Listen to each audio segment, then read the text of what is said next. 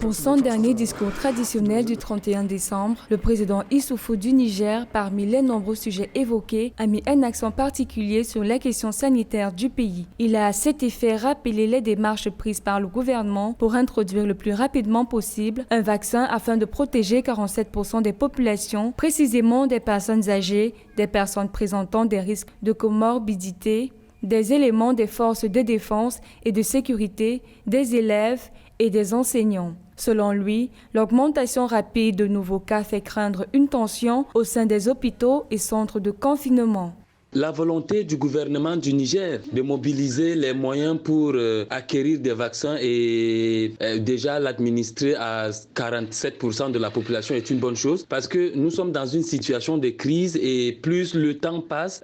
plus la situation se complique. Une nouvelle souche du corona a été encore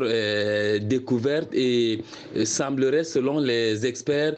un peu plus contagieuse que la première souche, et donc il est nécessaire de prendre des dispositions pour que la population soit préservée. Après avoir observé une période allant de juin à mi-novembre 2020 sans enregistrer de cas positifs, le 28 décembre 2020, le Niger cumulait 90 nouveaux cas de Covid-19. Depuis, le pays a enregistré 3268 cas positifs avec 1802 guérisons, 104 décès, 1362 cas actifs parmi lesquels 130 en hospitalisation et 3 en réanimation.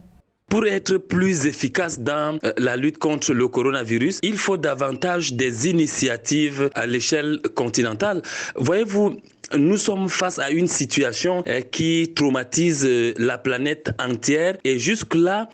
les institutions sous-régionales, les institutions continentales ne prennent pas des initiatives qui fédèrent ou qui mettent ensemble des énergies de chaque pays. Outre la situation sanitaire, le président a annoncé l'entrée en vigueur de la zone de libre-échange continentale africaine, effective dès le 1er janvier 2021, précisant que ce sera une belle opportunité de créer les conditions de transformation de matières premières nigériennes et de booster les économies affectées par la crise sanitaire et le terrorisme. Sur ces derniers points, le président a annoncé le renforcement des capacités de défense nationale ainsi que la mise en place des alliances pour vaincre ce fléau qui fragilise le pays depuis 2015.